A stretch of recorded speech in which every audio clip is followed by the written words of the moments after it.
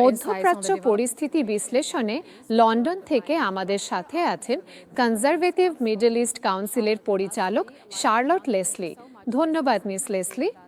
যুক্তরাষ্ট্রের হাউসের যুদ্ধক্ষমতা প্রস্তাবটি যুক্তরাষ্ট্র ইরান সম্পর্ক বা ভবিষ্যৎ সামরিক সিদ্ধান্তে কি প্রভাব ফেলতে পারে? কিছু দিক থেকে এই প্রস্তাবটি আমাদের নতুন কিছু জানায় না। আমরা জানি আমেরিকা খুব বিভক্ত। আমরা জানি প্রেসিডেন্ট ট্রাম্প ক্রমেই অজনপ্রিয় হয়ে উঠছেন, এমনকি তার নিজের রিপাবলিকান সমর্থকদের মধ্যেও, আর অবশ্যই কংগ্রেস ও ক্যাপিটাল হিলে। তাই এটা খুব একটা আশ্চর্যের কিছু নয়। তবে নতুন বিষয় হলো এটি সেই বিভাজনকে আনুষ্ঠানিকভাবে স্বীকৃতি দিয়েছে দেশ জুড়ে, তার নিজের দলে কিছুটা এবং কংগ্রেসের ভেতরেও এমনভাবে যা তার জন্য সুবিধাজনক হবে না যখন সে ইরানের সঙ্গে আলোচনায় বসতে যাচ্ছে। এটা বলার আর কোনো উপায় নেই। তবে আমি শুধু বলবো এটা নতুন কিছু নয়। ভেতরের বিভাজন কখনোই সহায়ক হয় না যখন আপনি কোনো সংঘাতপূর্ণ পরিস্থিতিতে আলোচনা করছেন। আর এগুলোকে আনুষ্ঠানিকভাবে স্বীকৃতি দিলে বিষয়টা আরো কঠিন হয়ে যায়। এখন ইরানের সর্বোচ্চ নেতা আয়াতুল্লাহ খামেনি ইরানে অভ্যন্তরীণ বিভাজনের বিরুদ্ধে সতর্ক করেছেন, আর প্রেসিডেন্ট ট্রাম্প বলছেন আলোচনাগুলো ভালোই চলছে। এই বক্তব্যগুলো বর্তমান আলোচনার অবস্থা সম্পর্কে কি ইঙ্গিত দেয়?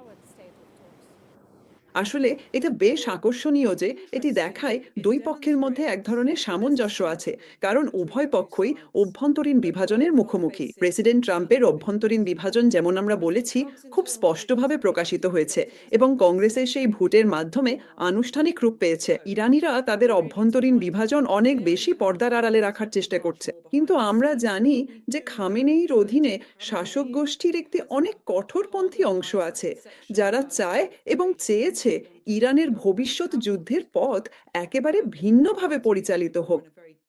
আসল পার্থক্য হলো এই বিষয়গুলো কতটা গোপনে রাখা হচ্ছে।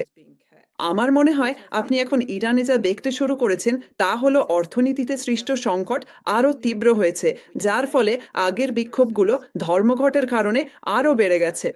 আমরা ইরানি জনগণের দৃষ্টিভঙ্গি সম্পর্কে খুব বেশি কিছু জানি না, কিন্তু ইরানি শাসক গোষ্ঠীর ভেতরেও স্পষ্টতাই নানা সমস্যা রয়েছে। এই আলোচনা আমাদের কি বলে সে বিষয়ে আমি বলবো খুব বেশি কিছু নয়। প্রেসিডেন্ট ট্রাম্প আলোচনার অগ্রগতি নিয়ে কিছু বক্তব্য দিয়েছেন, যা আসলে তার দেশের অভ্যন্তরীণ দর্শকদের কাছে এবং আসন্ন মধ্যবর্তী নির্বাচনের রাজনৈতিক ইস্যুগুলোর সঙ্গে অনেক বেশি সম্পর্কিত, বাস্তবতার সঙ্গে খুব একটা নয়। আর অবশ্যই এর প্রভাব পড়ে বাজারে এবং যারা বাজারে বাজি ধরেন তাদের উপরও। এখন ইরান মার্কিন চুক্তির অগ্রগতিকে লেবানন যুদ্ধবিরতির সাথে জুড়েছে। আমরা কি এর বাস্তবায়ন দেখব? মানে আশাবাদীভাবে বললে আমরা চাই এটা ঘটুক। তবে আবারও বলি, আমি নির্বাচনের প্রসঙ্গ টানবো। আপনারা দেখছেন বেঞ্জামিন নেতানিয়াহু নিজ দেশের ভেতরে নিজের দলের কঠোর ডানপন্থী জাতীয়তাবাদী আগ্রাসী গোষ্ঠীগুলোর সঙ্গে লড়ছেন। আর সামনে নির্বাচন আসছে, তিনি সেটাই মাথায় রাখবেন। ডোনাল্ড ট্রাম্পের যুদ্ধ শেষ করে জয় নিশ্চিত করার ব্যাপারে একেবারেই ভিন্ন স্বার্থ রয়েছে। প্রশ্ন হচ্ছে, যুক্তরাষ্ট্রের প্রেসিডেন্ট ডোনাল্ড ট্রাম্প কতটা নেতানিয়াহুকে নিয়ন্ত্রণে রাখতে পারবেন। আমার মনে হয় যুক্তরাষ্ট্র ও ইসরায়েলের স্বার্থের এই পার্থক্য এখন স্পষ্ট হয়ে উঠছে এবং আমরা দেখতে পাবো আমেরিকান স্বার্থ ও ইসরায়েলি স্বার্থের মধ্যে এক ধরনের টানাপোড়েন, যা প্রকাশ পাবে ইসরায়েল কিভাবে মধ্যস্থতাকৃত যুদ্ধবিরতি শর্ত মানে তার মাধ্যমে।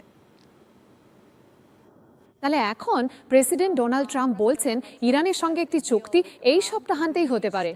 এটা কি বাস্তবসম্মত? হ্যাঁ, আমরা এরকম কথা আগেও অনেকবার শুনেছি। আসলে এক অর্থে আমরা অভ্যস্ত হয়ে গেছি এই চক্রের। প্রতি কয়েকদিন বা কয়েক সপ্তাহ পর পর ডোনাল্ড ট্রাম্প ঘোষণা দেন যে সবকিছু শেষ হয়ে যাবে। এটা তার জন্য বিশাল এক সাফল্য। সবকিছু ঠিক হয়ে যাবে। এবং অবশ্যই বারবার এ ধরনের ঘোষণা দিলে সমস্যা হচ্ছে, আপনি যতবার এ ধরনের কথা বলেন ততবারই এর বিশ্বাসযোগ্যতা কমে যায়। হয়তো এবার সত্যি। কিন্তু আমার মনে হয় অনেক বিশ্লেষক এবং এই ভয়াবহ পরিস্থিতির পর্যবেক্ষকরা আশঙ্কা করছেন যে এটা হয়তো আরেকটা ঘোষণা মাত্র এবং এর ফলাফলও আগের সব ঘোষণার মতোই হবে। তবুও আশা করি হয়তো এবার কিছুটা ভিন্ন হবে।